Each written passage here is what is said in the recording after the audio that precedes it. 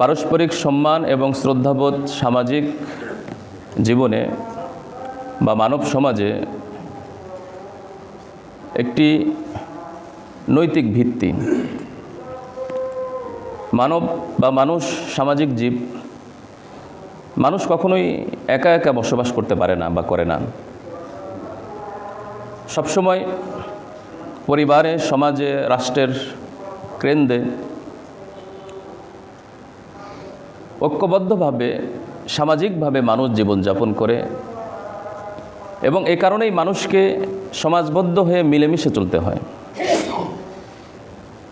মিলেমিশে সমাজে চলার মূল চাবিকাঠি হলো সম্মান এবং শ্রদ্ধা। কোনো সমাজে বা কোনো রাষ্ট্রে যদি সম্মান বা শ্রদ্ধা না থাকে তাহলে সেই সমাজে শান্তি এবং শৃঙ্খলাও বজায় থাকে না। পক্ষান্তরে যে সমাজে পারস্পরিক সম্মান এবং শ্রদ্ধাবোধ থাকে সে সমাজে শান্তি থাকে, শৃঙ্খলা থাকে। কিন্তু বাস্তবতা হলো বর্তমান সমাজে মানুষের আচরণে কঠোরতা, অসহিষ্ণুতা এবং মানুষকে খাটো করে দেখার প্রবণতা লক্ষ্য করা যায়। পরিবারে সন্তান পিতামাতাকে সম্মান করে না, স্বামী স্ত্রী একে অপরকে শ্রদ্ধা দেয় না, মর্যাদা প্রদান করে না। ছাত্র এবং শিক্ষকের মাঝে সম্পর্কের অবনতি, সমাজের বিভিন্ন স্তরের মানুষের সম্মান বা মর্যাদা রক্ষা করার ঘাটতি, সর্বোপরি সমাজে প্রতিবেশীদের সাথে মানুষের যে দায়িত্ববোধ তার ঘাটতি লক্ষ্য করা যায় না। অথচ একটি সমাজের, একটি রাষ্ট্রের শান্তির মূল চাবিকাঠি এবং নৈতিক ভিত্তি হলো সম্মান, শ্রদ্ধা, মর্যাদা। সুতরাং মানুষ যদি প্রত্যেকেই এই সম্মানবোধ, শ্রদ্ধাবোধ এবং মানুষ হিসেবে যে আল্লাহ রাব্বুল আলামিন মানবিক মর্যাদা এবং শ্রদ্ধা নির্ধারণ করেছেন এবং একে অপরকে শ্রদ্ধা প্রদর্শন করার যে নির্দেশনা দিয়েছেন, এটি যদি আমরা মুসলিম হিসেবে সমাজের সমস্ত মানুষ যদি অনুসরণ করত তাহলে সমাজে শান্তি শৃঙ্খলা সুনিশ্চিতভাবে বজায় থাকত। আমাদের মনে রাখতে হবে আল্লাহ সুবহানাহু ওয়া তাআলা কোরআনুল কারীমে মানুষকে মর্যাদাবান হিসাবে উল্লেখ করেছেন। সুতরাং প্রত্যেক মানুষ হিসাবে মর্যাদাশীল, মর্যাদা সম্পন্ন। আল্লাহ সুবহানাহু ওয়া তাআলা ইরশাদ করছেন সূরা বনী ইসরাঈলের ৭০ নম্বর আয়াত, ওয়ালাকাদ কাররামনা বনী আদম, নিশ্চয়ই আমি বনী আদমকে সম্মানিত করেছি, মর্যাদার পাত্র বানিয়েছি।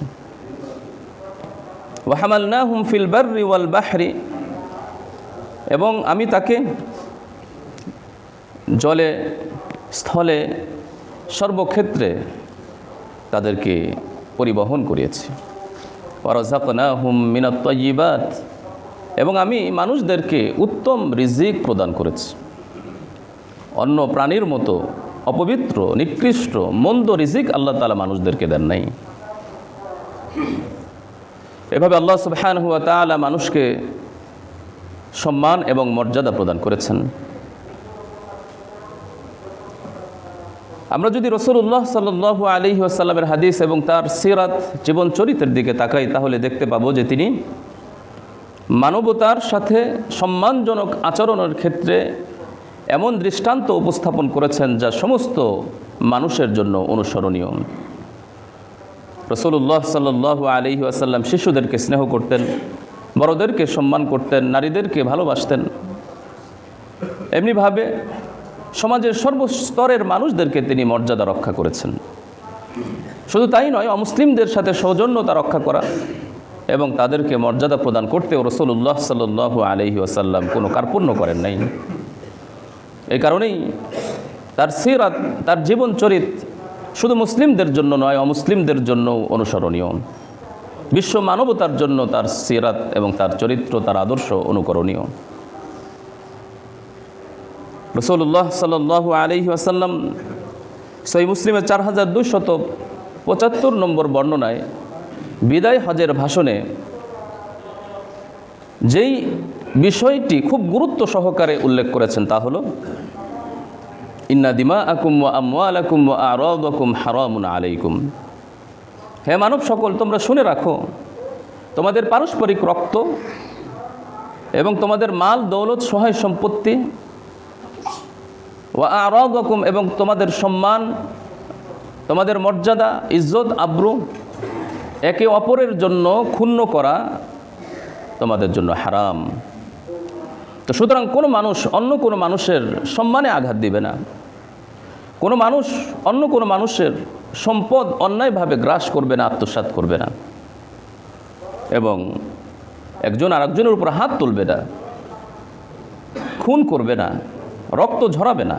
এটা তোমাদের জন্য হারাম সাব্যস্ত করা হয়েছে।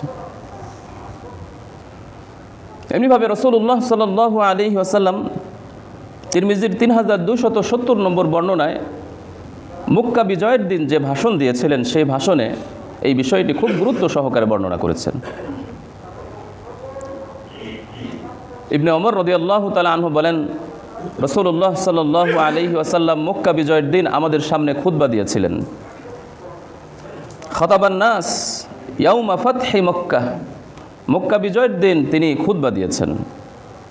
ফাকালা ইয়া আইয়ুহান নাস, রাসূলুল্লাহ সাল্লাল্লাহু আলাইহি ওয়াসাল্লাম বলেছেন, হে মানব সকল, ইন্নাল্লাহা ক্বাদ আযহাবা আনকুম উব্বিয়াতাল জাহিলিয়াহ, আল্লাহ রাব্বুল আলামিন তোমাদের থেকে জাহিলি যুগের যে দম্ভ, আত্মম্ভরিতা, অহংকার, গর্ব প্রকাশ করার যে মানসিকতা, চেতনা, সেগুলিকে আল্লাহ তাআলা দূর করে দিয়েছেন ইসলামের বদৌলতে। অন্যথায় তোমরা অহংকার, বিদ্বেষ, হিংসা, মারামারি, কাটাকাটিতে লিপ্ত ছিলে। আউস এবং খাজরাজের মধ্যে চিরস্থায়ী তাদের শত্রুতা ছিল, সামান্য কারণেই তারা মারামারি, খুনাখুনি, কাটাকাটি করত। সুতরাং আল্লাহ রাব্বুল আলামিন তোমাদেরকে জাহিলি বর্বরতার যেই দম্ভ, আত্মম্ভরিতা, বিদ্বেষ, হিংসা দূর করে দিয়েছেন। ওয়া তাআযুমাহা বিআবাইহা, এবং তোমাদের পিতৃপুরুষদেরকে নিয়ে গৌরব গাথার মানসিকতাও দূর করে দিয়েছেন। জাহিলি যুগে এই প্রবণতা ছিল যে কার পিতা অন্যায়ভাবে হোক আর ন্যায়সঙ্গত হোক, কোন সম্প্রদায়ের লোকদেরকে হত্যা বেশি করেছে, সংখ্যা বেশি কিনা, এটা নিয়ে গর্ব করত।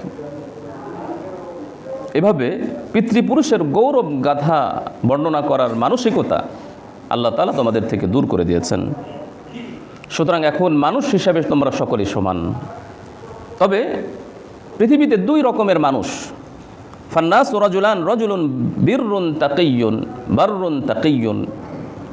সুতরাং মানুষ এখন দুই শ্রেণীর।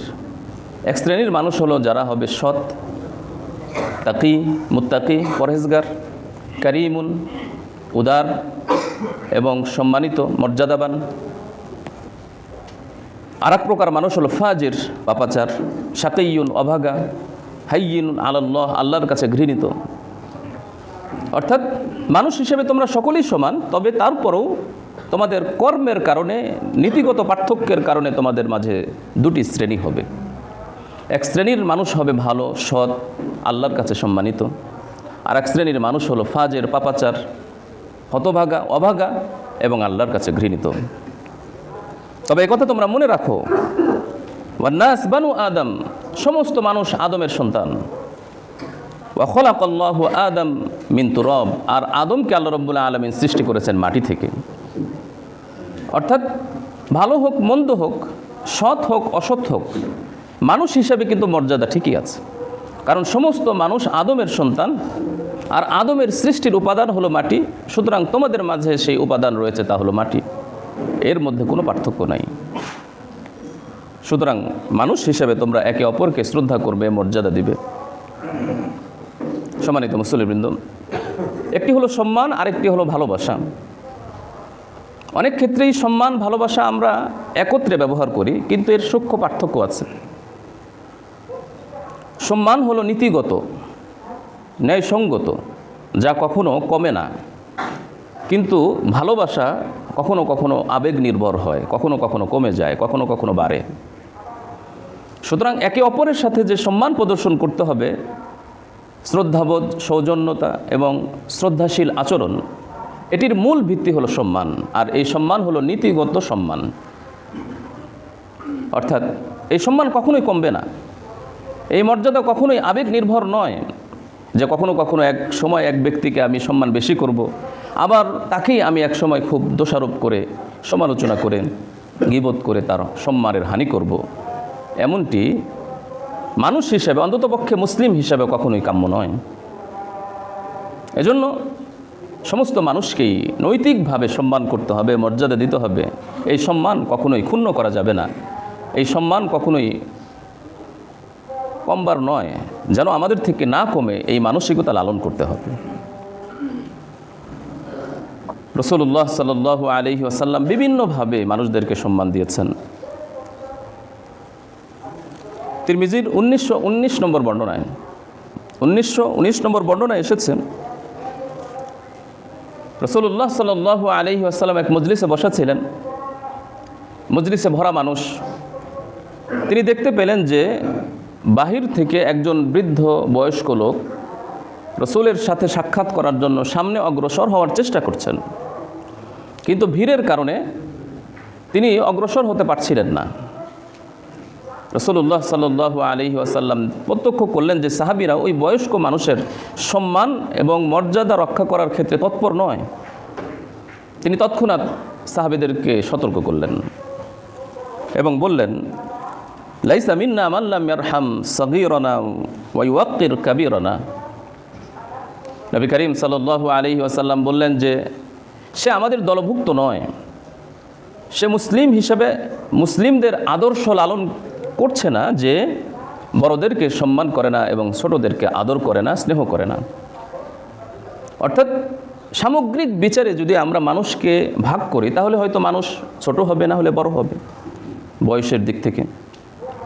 সুতরাং সকলেই যদি এই দায়িত্ব নিয়ে নেয় যে আমি যদি অন্যের থেকে ছোট হই আর অন্যরা যদি আমার থেকে বড় হয়, তাহলে আমি তাকে অবশ্যই শ্রদ্ধা করব, সম্মান করব, মর্যাদা দিব। ঠিক তেমনিভাবে আমি বড় সবসময় সম্মান প্রার্থনা করব, কামনা করব, ছোটদেরকে আদর করব না, স্নেহ করব না, ভালোবাসবো না, এটা করলেও সমাজে শৃঙ্খলা আসবে না। ছোট হিসেবে যেভাবে বড়দের প্রতি সম্মান প্রদর্শন করতে হবে, বড় হিসেবে ছোটদের প্রতি সম্মান বা স্নেহ বা আদর করতে হবে। অর্থাৎ যার যার অবস্থান থেকে যে মর্যাদা, সে মর্যাদা রক্ষা করতে হবে, তাহলেই মুসলিম হিসেবে আমরা গণ্য হব। এটাই ইসলামের আদর্শ। আল্লাহ সুবহানাহু ওয়া তাআলা মানুষকে সম্মানিত করেছেন এবং তিনি মানুষকে সম্মান প্রদর্শন করার নির্দেশনাও দিয়েছেন। আল্লাহ সুবহানাহু ওয়া তাআলা মানুষকে উত্তম আকৃতিতে সৃষ্টি করেছেন, অন্য কোনো জীবকে আল্লাহ তাআলা সেই আকৃতি প্রদান করেন নাই। লাকাদ খালাকনাল ইনসানা ফি আহসানি তাকওয়িম। আল্লাহ সুবহানাহু ওয়া তাআলা সূরাতুত তিনের 4 নম্বর আয়াতে ইরশাদ করেন যে আমি ইনসান এবং মানুষকে সর্বোত্তম এবং সুন্দর আকৃতিতে সৃষ্টি করেছি। এরকম সুন্দর সুষম আকৃতি আল্লাহ রাব্বুল আলামিন আর কাউকে দেন নাই। সুতরাং এর মাধ্যমেও মানুষের সম্মানের বিষয়টি ফুটে ওঠে, যে তিনি মানুষ হিসাবে মর্যাদাবান, সম্মানিত। আল্লাহ সুবহানাহু ওয়া তাআলা এই পৃথিবীতে একমাত্র মানুষকেই খলিফা হিসাবে প্রেরণ করেছেন এবং সেই কথা কোরআন কারীমে উল্লেখ করেছেন, ইন্নী জাইলুন ফিল আরদি খলিফা। সূরা বাকারার 30 নম্বর আয়াতে আল্লাহ তাআলা বলেন যে আমি মানুষদেরকে খলিফা হিসাবে পৃথিবীতে প্রেরণ করব। খলিফা হলো দায়িত্বশীল, ইনসাফকারী, সদাচরণকারী, একে অপরের প্রতি শ্রদ্ধা এবং মর্যাদা প্রদর্শনকারী। অর্থাৎ আল্লাহ রাব্বুল আলামিন এই পৃথিবীতে যত মানুষ প্রেরণ করেছেন, দায়িত্ব দিয়ে প্রেরণ করেছেন। মানুষের দায়িত্ব হলো আল্লাহর যেই স্রষ্টা তাকে সৃষ্টি করতে প্রেরণ করলেন, সেই স্রষ্টার হুকুম মানতে হবে, সেই স্রষ্টার নীতি অনুসরণ করতে হবে। সুতরাং আল্লাহ রাব্বুল আলামিন মানুষদেরকে খলিফা বানিয়েও শ্রেষ্ঠত্ব দিয়েছেন। সূরা সাদের 26 নম্বর আয়াতে আল্লাহ রাব্বুল আলামিন দাউদ আলাইহিস সালাতু ওয়াস সালামের ক্ষেত্রে উল্লেখ করে বলেন, ইয়া দাউদ ইন্না জাআলনাকা খলিফা। হে দাউদ, আমি তোমাকে খলিফা বানিয়েছি, দায়িত্বশীল বানিয়েছি, ইনসাফ এবং ন্যায়পরায়ণকারী হিসেবে এই পৃথিবীতে প্রেরণ করেছি। অর্থাৎ সমস্ত মানুষ সে হবে দায়িত্বশীল এবং ইনসাফকারী, ন্যায় বিচারকারী, যেভাবে আল্লাহ রাব্বুল আলামিন দাউদ আলাইহিস সালাতু ওয়াস সালামকে সতর্ক করে তিনি যে আল্লাহর পক্ষ থেকে খলিফা, এই কথা স্মরণ করিয়ে দিয়েছেন। ফাহকুম বাইনান নাস বিল হক, আমি তোমাকে খলিফা বানিয়েছি, সুতরাং মানুষের মাঝে ইনসাফ করবে, ন্যায় বিচার করবে। সুতরাং একজন মানুষকে মানুষ হিসাবে অতি মর্যাদা দিয়ে তাকে আসমানে উঠালাম, আর এক মানুষকে তাকে অবমাননা করে, সমালোচনা করে, তার সম্মান হানি করে জমিনের নিচে দাফন করে দিলাম। এটি তো ইনসাফ হতে পারে না, ন্যায় বিচার হতে পারে না। একথা ঠিক, মানুষের বিভিন্ন কারণে মর্যাদার স্তর থাকবে, কিন্তু মানুষ হিসেবে যে মর্যাদা, সে মর্যাদা তো রক্ষা করতে হবে, সে মর্যাদা কখনোই ক্ষুণ্ণ করা যাবে না। আল্লাহ সুবহানাহু ওয়া তাআলা জ্ঞানের দিক থেকে মানুষকে সম্মানিত করেছেন, জাতি বর্ণ ভাষাভেদে আল্লাহ তাআলা সম্মানিত করেছেন। কোনো প্রাণীকে আল্লাহ তাআলা ভাষা দেন নাই যে তারা ভাষা প্রকাশ করতে পারে, এবং তাদের ভাষার মাঝে কোনো বৈচিত্র্যও নাই। আশ্চর্যের বিষয় হলো আল্লাহ রাব্বুল আলামিন মানুষকে এত সম্মান করেছেন, এই সম্মান শুধু জীবিত থাকা অবস্থার সাথে সম্পৃক্ত না, মৃত্যুবরণ করার পরেও এই সম্মান বজায় রাখার নির্দেশনা ইসলাম দিয়েছে। ইসলাম যেভাবে জীবিতদেরকে সম্মান করার নির্দেশনা দিয়েছে, একজন ব্যক্তি মৃত্যুবরণ করলেও তার সম্মানের হানি হয় এমন সকল কথাবার্তা, আচরণ, কর্মকাণ্ড প্রদর্শন বা প্রকাশ করতে নিষেধ করেছেন। রাসূলুল্লাহ সাল্লাল্লাহু আলাইহি ওয়াসাল্লাম ইবনে মাজার 1616 নম্বর বর্ণনায় ইরশাদ করেন, কাসরু আজমিল মাইয়িত কা কাসরিহি হাইয়ান। একজন মৃত ব্যক্তিকে যদি তার হাড় গোড় ভাঙ্গা হয়, তাহলে তার সাথে সেরূপ আচরণ করার নামান্তর যেরূপ জীবিত অবস্থায় তার হাড় গোড় ভাঙ্গা হয়। অর্থাৎ জীবিত অবস্থায় যেভাবে তার হাড় গোড় ভাঙ্গা, তার শরীরে আঘাত করা নিষিদ্ধ, মৃত্যুবরণ করার পরেও এরকম আঘাত করা নিষিদ্ধ। সহিহ বুখারীর হাদিসে রাসূলুল্লাহ সাল্লাল্লাহু আলাইহি ওয়াসাল্লাম বলেন যে তোমরা মৃতদেরকে গালি দিও না, তাদের সমালোচনা করো না, কারণ তারা তো তাদের রবের কাছে তাদের পরিণতি পেয়ে গেছে, যে তাদের শেষ পরিণতি কি তার হিসাব আল্লাহর সাথে হবে। তোমরা কেন এখানে বিচার করতে আসছো? তো সুতরাং কোনো মানুষের সমালোচনা করা যাবে না, যেভাবে জীবিত অবস্থায় করা যাবে না, মৃত অবস্থায়ও করা যাবে না। তাহলে দেখা গেল যে ইসলাম জীবিত অবস্থায়ও মানুষের মর্যাদা দিয়েছে, মৃত অবস্থায়ও মানুষের মর্যাদা দিয়েছে। শুধু তাই নয়, অমুসলিমকেও মর্যাদা প্রদর্শন রাসূলুল্লাহ সাল্লাল্লাহু আলাইহি ওয়াসাল্লাম করেছেন, সাহাবীরা করেছেন, এবং তাদেরকে সম্মান দিতে, সৌজন্যতা বজায় রাখতে এবং তাদের সাথে সদাচরণ করতেও আল্লাহ রাব্বুল আলামিন নির্দেশনা দিয়েছেন। আল্লাহ সুবহানাহু ওয়া তাআলা কুরআনুল কারীমে ইরশাদ করেন, সূরাতুল মুমতাহিনার 8 নম্বর আয়াত, লা ইয়ানহাকুমুল্লাহ, আল্লাহ তাআলা নিষেধ করেন না, আনিল্লাযীনা লাম ইউকাতিলুকুম ফিদ্দীন, ওই সকল ব্যক্তিদের সাথে সদাচরণ করতে যে সকল ব্যক্তিরা তোমাদের সাথে দ্বীনি বা ধর্মীয় যুদ্ধে লিপ্ত নয়। অর্থাৎ আল্লাহ রাব্বুল আলামিন মুমিনদেরকে অন্য ধর্মাবলম্বীদের ক্ষেত্রে কেমন আচরণ বা সৌজন্যতা আমরা রক্ষা করব তার নির্দেশনা দিয়ে আল্লাহ তাআলা বলছেন। আল্লাহ তাআলা নিষেধ করছেন না সদাচরণ করতে, সৌজন্যতা বজায় রাখতে ওই সকল কাফেরদের সাথে, ওই সকল অমুসলিমদের সাথে যারা তোমাদের সাথে দ্বীনি বা ধর্মীয় যুদ্ধে লিপ্ত নয়। ওয়ালাম ইউখরিজুকুম মিন দিয়ারিকুম, এবং তোমাদের জানমালের কোনো ক্ষতি করে নাই, তোমাদের ঘর বাড়ি থেকে বের করে দেয় নাই, বরং আল্লাহ রাব্বুল আলামিন তোমাদেরকে তাদের ক্ষেত্রে ইনসাফ বজায় রাখার নির্দেশনা দিয়েছেন। ওয়াতুকসিতু ইলাইহিম ইন্নাল্লাহা ইউহিব্বুল মুকসিতিন, কারণ আল্লাহ রাব্বুল আলামিন ন্যায় বিচারকারীদেরকে, ইনসাফকারীদেরকে ভালোবাসেন। রাসূলুল্লাহ সাল্লাল্লাহু আলাইহি ওয়াসাল্লামও অমুসলিমদেরকে সম্মান করেছেন। সাহাবীরা এক জায়গায় বসা ছিল, হঠাৎ এক অমুসলিমের লাশ তাদের সামনে দিয়ে যাচ্ছিল, তারা সকলেই দাঁড়িয়ে পড়লেন। তখন অন্যান্য ব্যক্তিরা বলল যে সে তো অমুসলিম, তার লাশ সামনে দিয়ে যাওয়া হচ্ছে, আপনারা কেন তাকে শ্রদ্ধা করলেন, সম্মান দেখালেন? তখন সাহাবীরা বললেন যে এরকম ঘটনা রাসূলুল্লাহ সাল্লাল্লাহু আলাইহি ওয়াসাল্লামের সাথেও হয়েছিল। রাসূলুল্লাহ সাল্লাল্লাহু আলাইহি ওয়াসাল্লাম এক জায়গায় বসে কথা বলছিলেন, এক ইহুদির লাশ সামনে দিয়ে যাচ্ছিল, রাসূল সাল্লাল্লাহু আলাইহি ওয়াসাল্লাম দাঁড়িয়ে পড়লেন, অর্থাৎ মানুষ হিসেবে তাকে শ্রদ্ধা করলেন। শ্রদ্ধা প্রদর্শনের জন্য সবসময় দাঁড়াতে হবে জরুরি নয়, তবে রাসূলুল্লাহ সাল্লাল্লাহু আলাইহি ওয়াসাল্লাম দাঁড়িয়েছিলেন। সাহাবীরা বললেন যে হে আল্লাহর রাসূল, সে তো ইহুদি, আপনি কেন তার লাশ দেখে দাঁড়ালেন? নবী করিম সাল্লাল্লাহু আলাইহি ওয়াসাল্লাম বললেন, সে কি মানুষ নয়? আলাইসা নাফসান, সে কি মানুষ নয়? মানুষ হিসেবে তো তার মর্যাদা আছে, আমি সেই মর্যাদা দিয়েছি। তবে মানুষ হিসাবে মর্যাদা থাকলেও কিছু কিছু কারণে মানুষের মর্যাদা অধিকতর বৃদ্ধি পায়। মানুষের আখলাক, চরিত্র, ব্যবহার, তার নীতি নৈতিকতা, তার তাকওয়া, তহারত, পবিত্রতা, ঈমান ও আমল ইত্যাদির কারণে মানুষের মর্যাদা আরও বাড়ে। মানুষ তাকে আরও ভালোবাসে, আল্লাহ রাব্বুল আলামিন তাকে আরও মর্যাদাশীল করে তোলেন। এজন্যই সূরাতুল হুজুরাতের 13 নম্বর আয়াত আল্লাহ রাব্বুল আলামিন আমাদেরকে বলেছেন যে তোমাদের মর্যাদা বৃদ্ধি পাবে তাকওয়ার কারণে, নীতি নৈতিকতার কারণে, নেক আমলের কারণে। ইয়া আইয়ুহান নাস ইন্না খলাকনাকুম মিন যাকার ওয়া উনসা, হে মানব সকল, আমি তোমাদেরকে এক পুরুষ এবং এক নারী থেকে সৃষ্টি করেছি।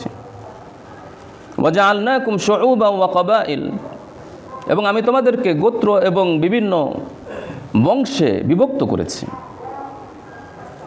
কেন? এই গোত্র এবং বংশে বিভক্ত করার উদ্দেশ্য সম্মান নয়, মর্যাদা নয়, যে আমার গোত্র অনেক মর্যাদাশীল, আমার বংশ অনেক মর্যাদাশীল, তার বংশ তো মর্যাদাশীল না। আল্লাহ রাব্বুল আলামিন এর উত্তর দিচ্ছেন যে গোত্র এবং বংশে বিভক্ত করার কারণ হচ্ছে লিতাআরাফু, যেন তোমরা তোমাদের পরিচয় একে অপরের কাছে প্রকাশ করতে পারো যে আমার গোত্র হলো সেই গোত্রের, আমি হলাম অমুক বংশের। শুধুমাত্র এই পরিচয়ের জন্য আল্লাহ রাব্বুল আলামিন গোত্র এবং বংশ নির্ধারণ করেছেন, সম্মান এবং গর্ব প্রকাশ করার জন্য নয়। ইন্না আকরামাকুম ইনদাল্লাহ, তবে আল্লাহর কাছে অধিকতর মর্যাদাশীল ওই ব্যক্তি হবে যে আতকাকুম, তোমাদের মাঝে সবচেয়ে বেশি তাকওয়াবান হবে, নীতিবান হবে, ন্যায়নিষ্ঠ হবে, ভদ্র হবে, আখলাকি হবে, চরিত্রবান হবে, ঈমানদার হবে, সেই তোমাদের মাঝে উত্তম এবং মর্যাদাশীল।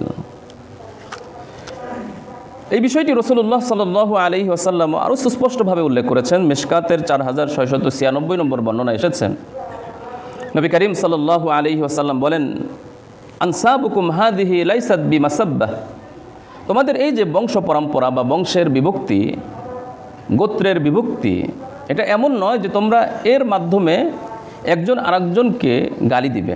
অর্থাৎ এটা গালির কারণ নয় যে আমার বংশ অনেক উঁচু, তোমার বংশ অনেক নিচু, সুতরাং তুমি জঘন্য, তুমি নিকৃষ্ট, গালির উপযুক্ত, এরকম নয়। রাসূলুল্লাহ সাল্লাল্লাহু আলাইহি ওয়াসাল্লাম বলছেন, কুল্লুকুম বানু আদম, তোমরা সকলেই আদমের সন্তান। তফুসা বিসা, মাপে মাপে সমান, দাড়ি পাল্লায় একটা আর একটা যেরকম সমান, সেরকম মাপে মাপে তোমরা সমান। লাম তামলা উহু, হ্যাঁ, তবে দাড়ি পাল্লায় এক জায়গায় যদি কোনো ভালো জিনিস দিয়ে ভরে ফেলো তাহলে তার ভার যেভাবে বৃদ্ধি পাবে সেটা হলে ভিন্ন কথা। যদি কোনো কাজ দিয়ে বা কোনো আমল দিয়ে যদি তুমি তোমার চরিত্রকে আরও মর্যাদাশীল না করো অন্যথায়, তাহলে তোমরা সকলেই সমান। পক্ষান্তরে যদি মাপের মধ্যে একটি ভার হয়ে যায় তার কথা ভিন্ন। আর তা কীভাবে? আর তা হলো দ্বীনের কারণে, তাকওয়ার কারণে। লাইসা লি আহাদিন আলা আহাদিন ফজলুন, একে অপরের উপর তোমাদের কোনো শ্রেষ্ঠত্ব নাই, ইল্লা বিদীনিন ওয়া তাকওয়া, তবে দ্বীনের ভিত্তিতে এবং তাকওয়ার ভিত্তিতে। তোমাদের তাকওয়া যদি বেশি হয়, তোমাদের দ্বীনদারি, আখলাক, চরিত্র যদি ভালো হয়, নীতি নৈতিকতা, আদর্শ যদি ভালো হয়, তোমাদের ভদ্রতা যদি প্রদর্শন করতে পারো, তাহলে এটার কারণে দাড়িপাল্লার এক সাইড যেভাবে ভারী হওয়ার কারণে নিচের দিকে চলে যায়, সেরকম তোমরাও তোমাদের তোমরা মর্যাদাশীল হওয়ার কারণে তোমরা আল্লাহর কাছে ভারী এবং মর্যাদাবান হয়ে যাবে।